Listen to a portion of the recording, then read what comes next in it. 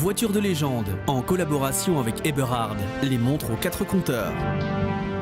Et avec Bardal, les produits de haute performance mécanique.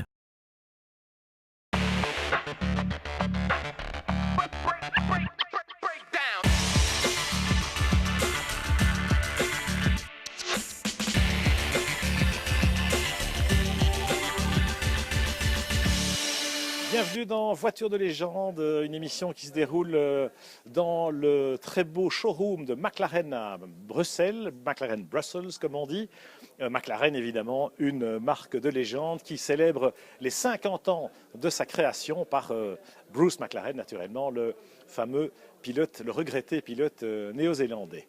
La McLaren MP4 12C Cabriolet, eh bien c'est la star du show, mais nous sommes ici pour la présentation du rallye du Maroc classique. Vous savez que Voiture de légende est une émission plus internationale que jamais et nous vous proposons d'entrée de jeu la présentation de ce Maroc classique qui se déroule au printemps prochain.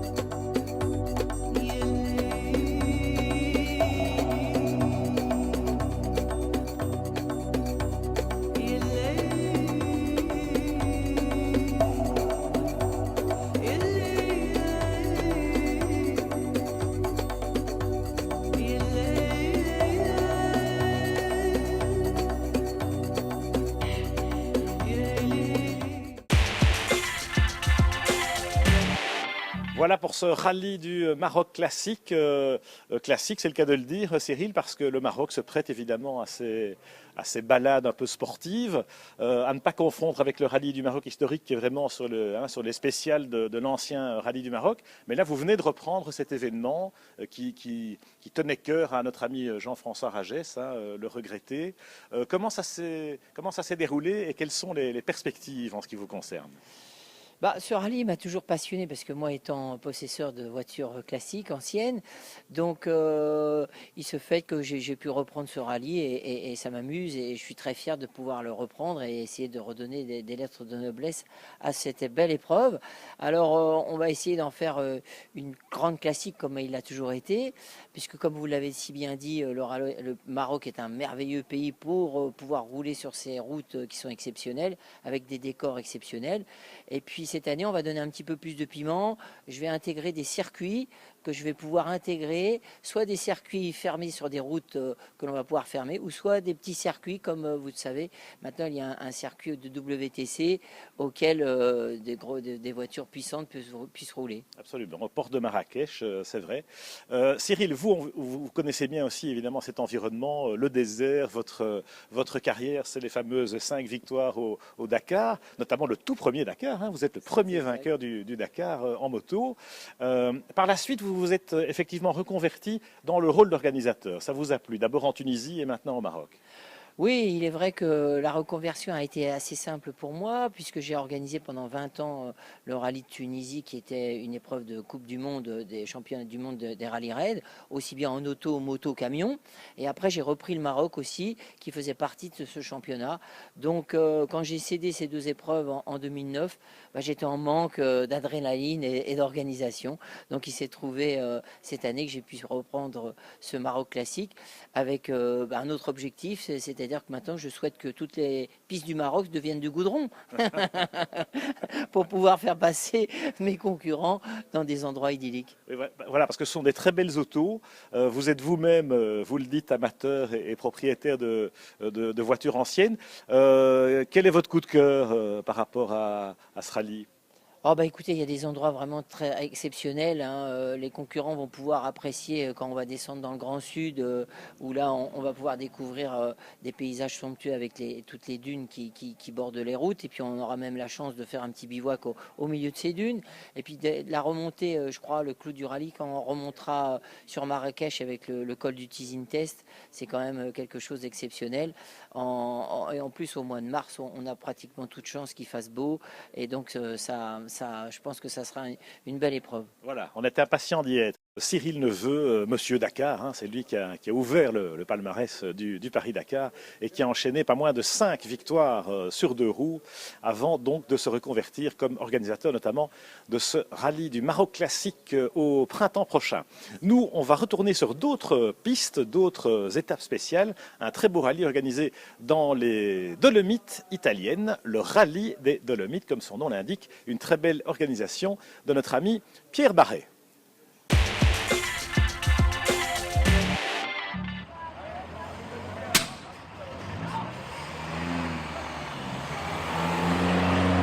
C'est à Venise que 70 équipages prennent le départ du premier Dolomite classique. Direction Cortina d'Ampezzo, où le rallye prendra ses quartiers 2 jours. 2 catégories sont prévues, vitesse moyenne basse pour la catégorie découverte et vitesse moyenne haute pour la catégorie classique.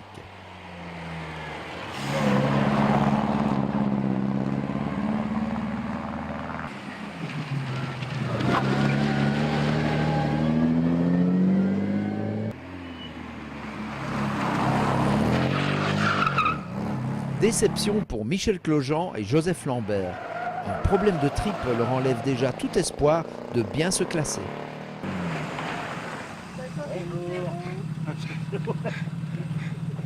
Oh, très dur. Le lendemain matin, à quelques kilomètres de Cortina, le verglas surprend les pilotes au pied du col Giao.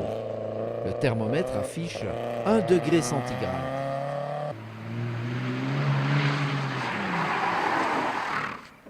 Et un peu plus haut, c'est de la neige fraîche qui recouvre les montagnes. Nous sommes le 17 septembre.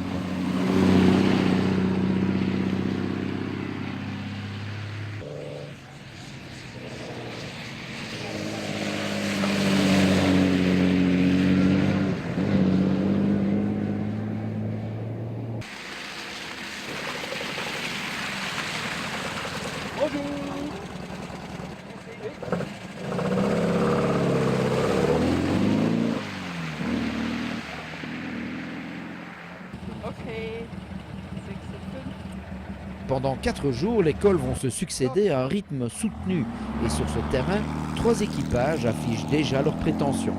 Yves de Flandre et Françoise Depré, Alain Collet et Diedrich Mortier, et les Britanniques Mark et Suzanne Godfrey.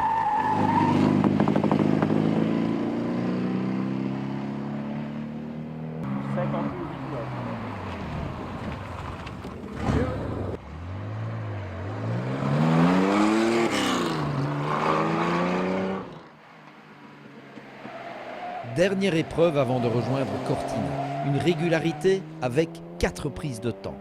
Elle a pour cadre le col Giao, celui-là même qui était enneigé ce matin.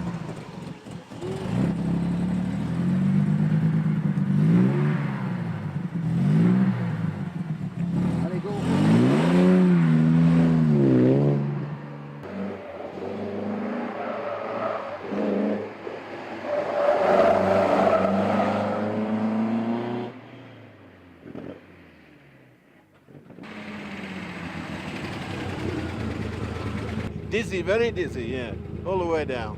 Very much. Thank you. See you next time.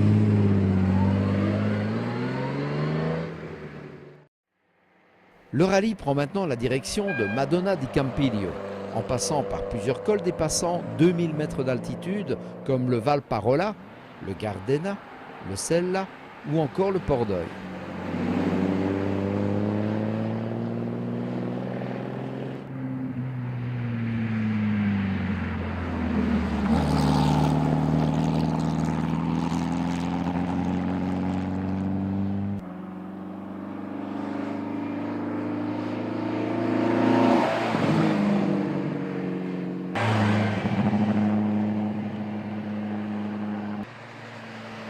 Mention spéciale au pilote de cet MG, il a 81 ans.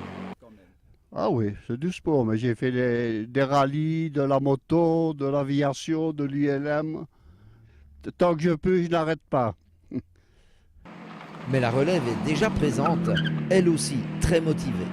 Mon copain, il a l'opportunité de le faire. Et c'est vrai, si on commence jeune, on a l'expérience pour plus tard et peut-être alors on peut gagner.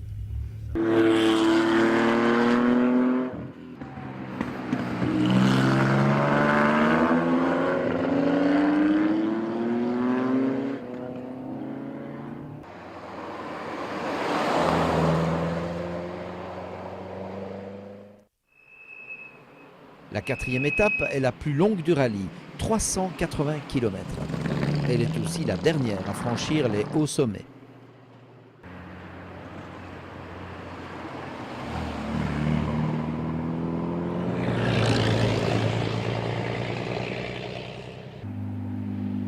Le point fort de la matinée est le Passo Croce Domini, 1900 mètres d'altitude.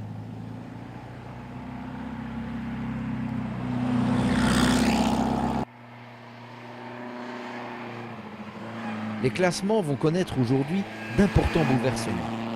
Les leaders de la catégorie découverte, Duhem, Dubois, vont être retardés à 2 reprises derrière des riverains peu compréhensifs et perdre ainsi leur première place. Et en classique, ce sont des problèmes d'accélérateur qui vont ruiner les espoirs des leaders de Flandre de près. Ils vont perdre 20 places. Séparés par seulement une dizaine de points, 4 équipages peuvent encore briguer la victoire. Alain Collet et Diedrich Mortier, les Français Christophe et Anne Baillet, les Britanniques Marc et Suzanne Godfrey, et enfin Joseph Pes et Pascal Maquet.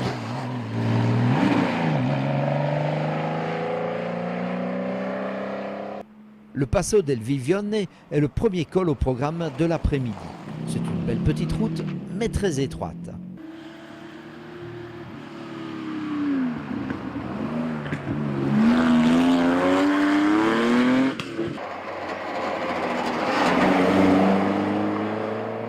La descente à peine terminée, c'est le Passo della Foppa qui fait l'objet d'une double épreuve de régularité.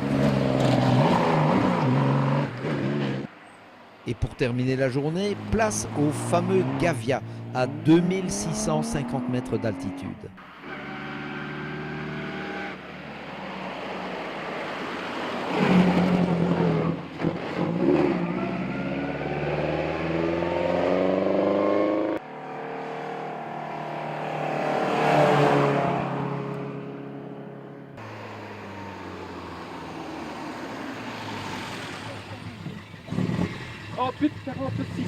Merci. Ouais, ici, dans cette montagne-ci, j'ai eu un peu des ratés moteurs parce qu'on n'a que de la 95 en essence et je n'ai pas eu ça avant. Donc, mais à mon avis, la hauteur et l'atmosphère est différente. Donc, mais ça a été.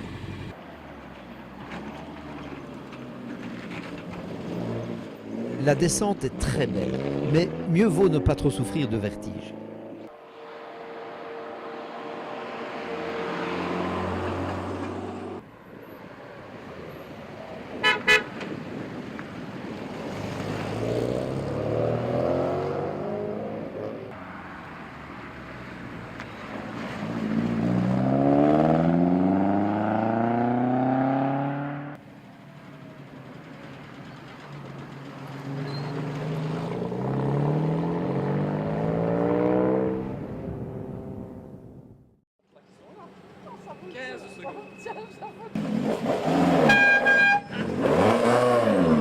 Dernière étape, retour à Venise. Après sa malchance de la veille, Claude Duhem fait tout pour reprendre la première place de la catégorie découverte. Mais ses efforts resteront vains.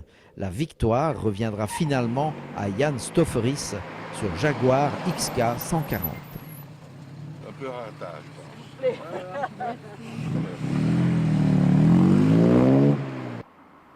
Dernière épreuve, une suite d'épingles tout en descente avec 3 prises de temps.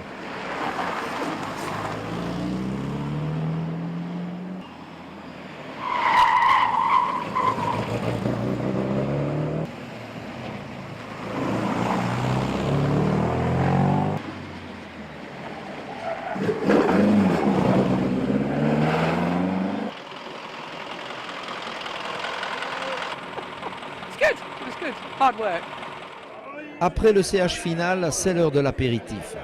Les chronomètres sont rangés, place à la détente.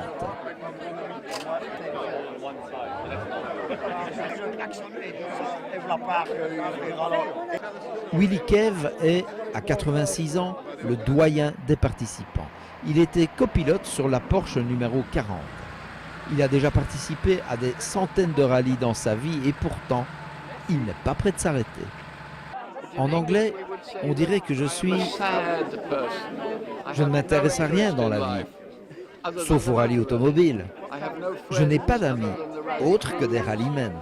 Je suis donc là parce que c'est pour moi la meilleure façon de passer mon temps. C'est très agréable. J'apprécie la convivialité, les paysages, le voyage, l'Europe de l'Ouest, les langues étrangères. Tout est magnifique. Maintenant, je rentre à la maison 3 semaines et je serai là comme ça. Ma pédale de gaz. Mais en fait, chez Porsche, les gaz sont commandés par des tringles. Puis il y a une rotule de renvoi. Et c'est chaque fois la même qui lâchait. Donc je me retrouve sans gaz. Et ici, dans la dernière spéciale, je me suis retrouvé 3 fois avec la même blague. De toute manière, les carottes étaient cuites déjà hier. Je pense que sans ça, on pouvait peut-être espérer la victoire. Une victoire qui a été âprement disputée jusqu'à la dernière épreuve. Marc et Suzanne Godfrey sont finalement 3e à seulement un quart de point des 2e, Joseph Pes et Pascal Maquet. Et la victoire revient aux Français Christophe et Anne Baillet sur Porsche Carrera.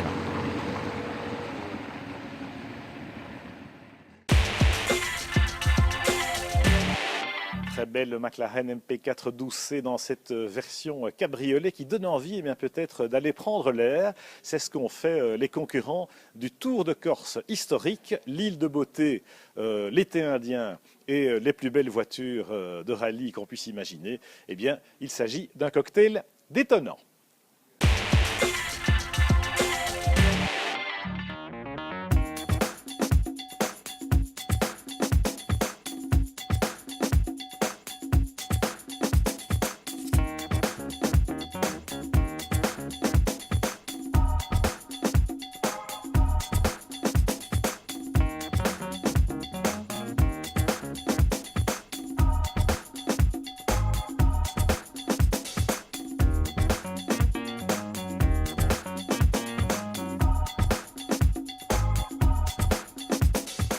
Vous admirez les premières images de ce fabuleux rallye, considéré comme un des plus difficiles en épreuve de régularité à ce jour, avec des vues imprenables et de tout beaux paysages. Cette réflexion était unanime de la part de tous les participants du rallye.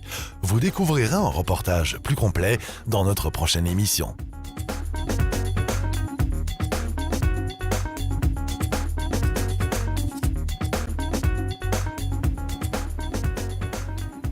Première spéciale de l'année, donc il a fallu se mettre dans le rythme.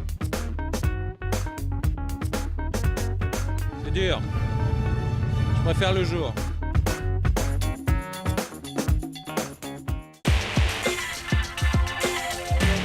Toujours depuis le très beau showroom de McLaren Brussels, nous vous proposons maintenant un petit tour dans un salon de l'auto-moto de collection, Automédon, qui s'est déroulé au Bourget. Je suis ici sur le stand de Planète de Chevaux pour la 13e édition d'Automédon qui se déroule comme d'habitude au parc des expositions de Paris-Le Bourget. Nous vous présentons le nouveau Planète de Chevaux numéro 100 qui vient de sortir et qui est actuellement disponible en kiosque. Exceptionnellement, il fait 100 pages pour fêter un anniversaire. Voilà.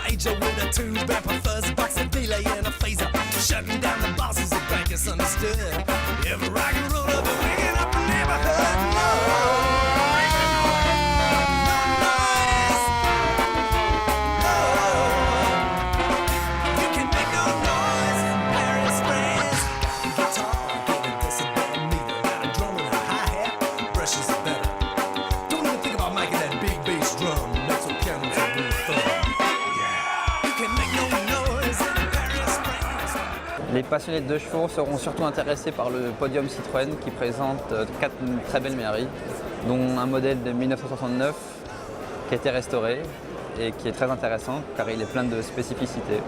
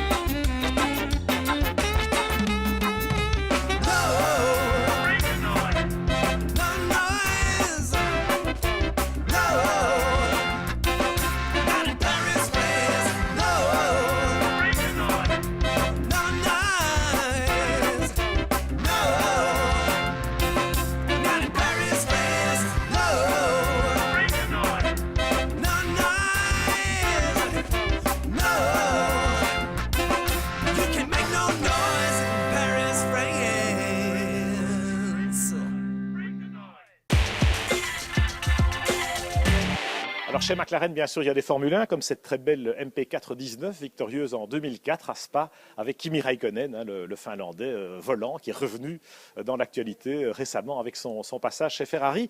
McLaren, une marque de légende, qui a couru notamment au Grand Prix du Portugal, à la grande époque de Alain Prost et Niki Lauda, on s'en souvient. Le Portugal qui accueille également un rallye de championnat du monde, et c'est sur les spéciales de ce rallye que se déroule désormais une version classique du rallye du Portugal dans les très belles régions du nord du pays.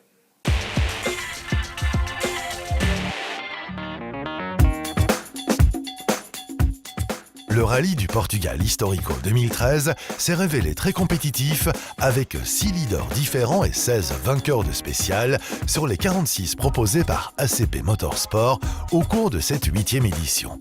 A noter que pour le 3e jour de l'épreuve, cela s'est déroulé dans la région viticole du Haute-Douro, un site qui a été classé patrimoine mondial par l'UNESCO. La fin du rallye du Portugal a fait avec tout le peloton de véhicules la liaison entre Viseu et Estoril sur un total de 265 km très compétitif. Le parcours inclut les regroupements d'Arganil, suivis par la spéciale de la rampe de Montalto à Lamego, celle de Leiria précédée par la RT du circuit des Miracles et d'Estoril, entre le double passage fait dans la nuit à travers les 2 sections de Sintra et son impressionnant passage de nuit.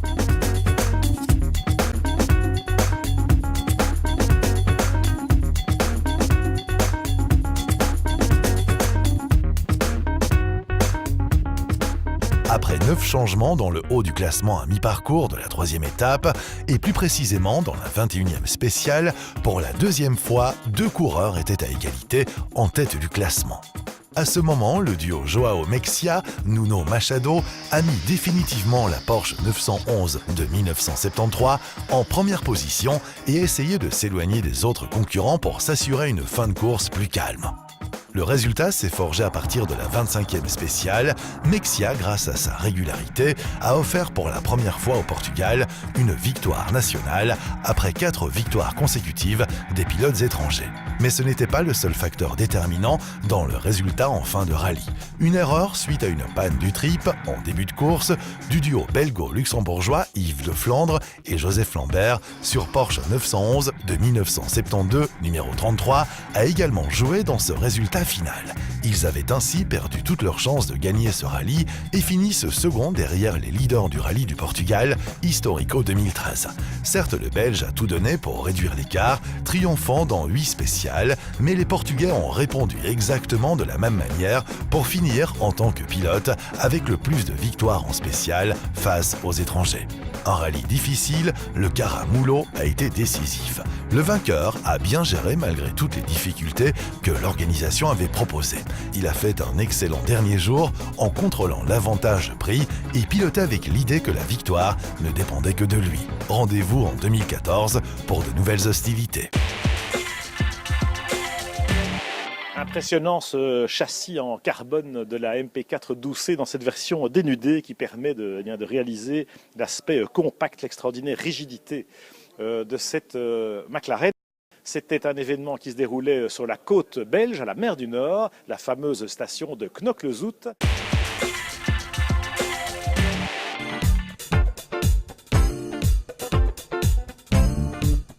Le Samilia Classic Car Club a réuni un joli parterre de personnalités et de nombreux véhicules prestigieux.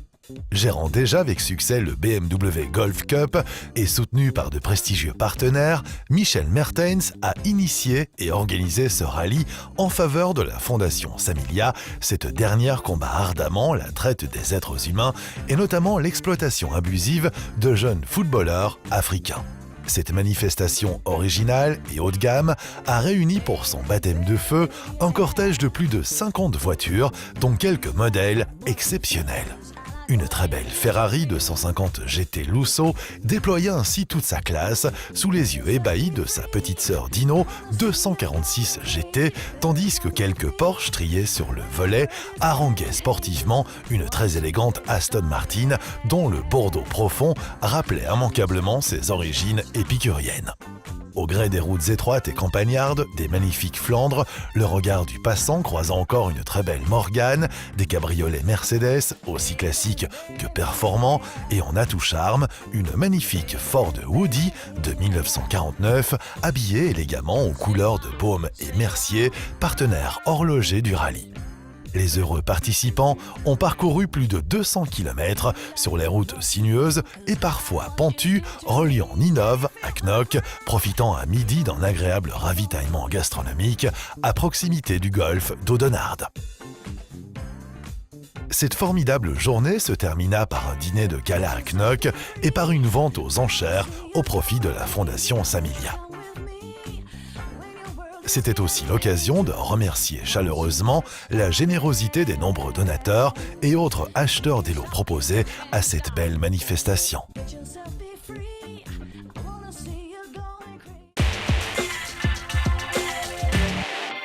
Voilà pour cette émission Voiture de légende plus internationale que jamais depuis McLaren Brussels avec nos partenaires habituels Rétro Course et F1i Magazine qui proposait dans son numéro de l'été un dossier sur les 50 ans de McLaren, de la fameuse marque créée, fondée par le pilote néo-zélandais Bruce McLaren. On se retrouve, nous comme d'habitude, le premier jeudi du mois prochain sur BTV ou naturellement sur le site www.voituredelegende.com pour revoir cette émission ou toutes les précédentes. Bonne route et à la prochaine.